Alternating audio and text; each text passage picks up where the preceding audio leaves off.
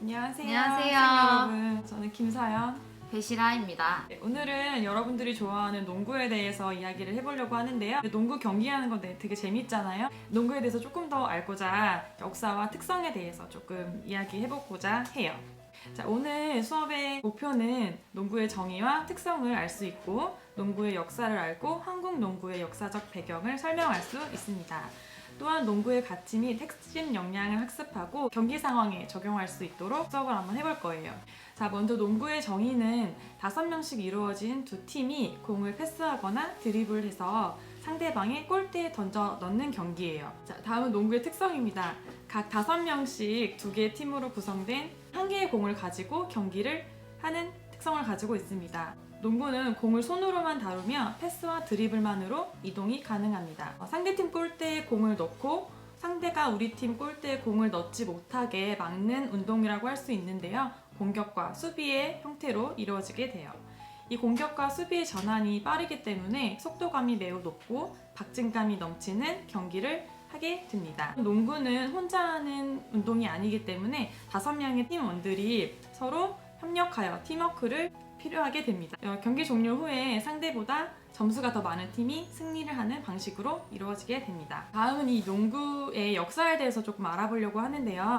네이스미스라는 분인데 처음 창안하게 되었어요. 바깥의 날씨가 굉장히 춥고 비바람이 불었을 때 학생들이 실내에서 할 수 있는 운동이 뭐가 없을까 고민을 하시다가 창안하시게 된 게 농구 경기인데 처음에는 규칙도 없고 바구니를 달아서 그 안에 공을 넣는 방식으로 경기가 운영이 되었어요. 아무런 규칙이 없다 보니까 다치는 경우도 많이 생겨났기 때문에 규칙을 제정하게 되었는데요. 전문적인 규칙과 관련해서는 또 시라쌤께서 말씀을 해주실 거예요.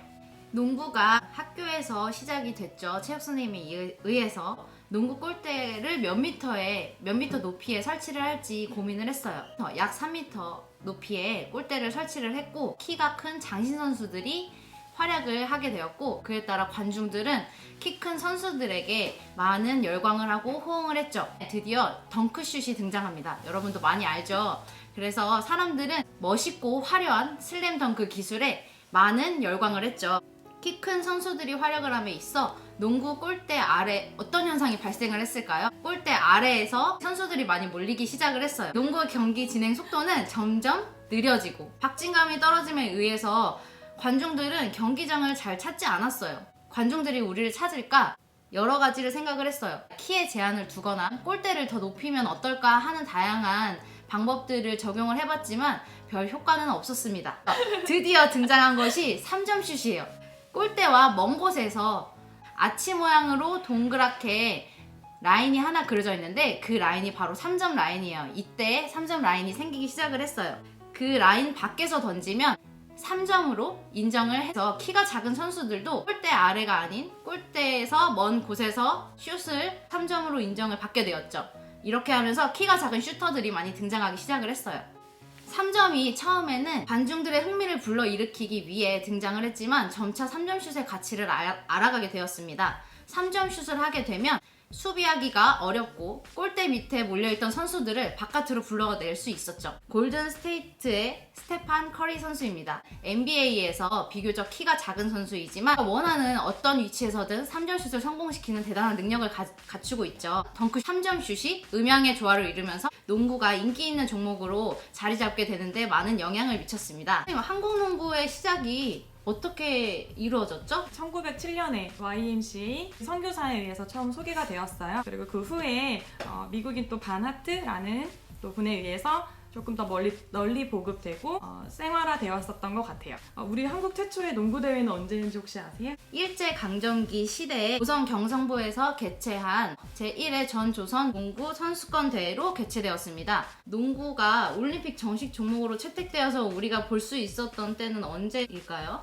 제11회 베를린 올림픽 대회에서 농구가 처음 정식 등록 종목으로 채택이 됐고요. 이 당시에 우리나라는 일제강점기 시대였기 때문에 일본 대표 선수와 함께 소속돼서 3명의 선수가 출전을 했었던 적이 있습니다. 광복 이후에 13회 런던 올림픽 대회에서는 우리나라가 대한민국의 이름을 걸고 태극기를 가슴에 붙이고 정식으로 농구 경기에 출전을 하였었습니다. 그럼 올림픽에서 농구 종목으로 입상했었을 때가 있을까요? 있습니다. 1984년에 LA 올림픽에서인데요. 여자 농구팀이 은메달을 차지했는데 19개국 팀이 참여를 했고 4위 안에 들었어야 했어요. 대한민국은 아쉽게도 6위에 머물러서 좌절하게 되었습니다. 4위 팀과 5위 팀이 포기하겠다고 의사를 밝히게 됨으로써 자연스럽게 6위인 대한민국이 올림픽에 출전을 할 수 있는 출전권을 따게 되었어요. 강한 팀워크를 발휘하여서 무슨 메달을 땄을까요? 은메달이요? 네, 맞습니다. 여자 농구팀이 또 은메달을 처음 출전했을 때 은메달을 딴 쾌거는 진짜 우리가 기억해야 될 굉장한 업적인 것 같아요.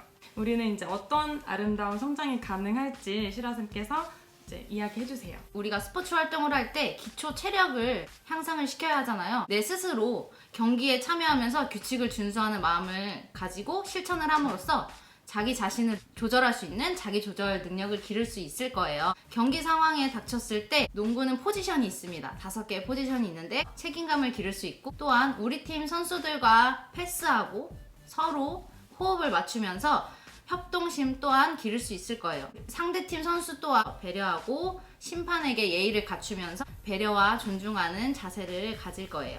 모든 스포츠에서는 우리 정정당당하게 스포츠맨십을 발휘하면서 페어플레이 정신을 기르는 아름다운 학생으로 성장할 수 있을 겁니다. 정말 농구를 통해서 이러한 역량들을 배운다면 우리 학생들이 나은 사람으로 발전할 수 있는 기회일 것 같아요. 오늘 역사와 특성까지의 강의를 마무리했는데요. 오늘 배운 내용들을 머리에 잘 숙지하고 배울 규칙이나 경기 이런 거에 조금 더 접목을 할 수 있었으면 좋겠습니다. 여기까지 역사와 특성에 대한 강의를 마치겠습니다. 다음 시간에 봬요. 자, 다음에 만나요. 안녕.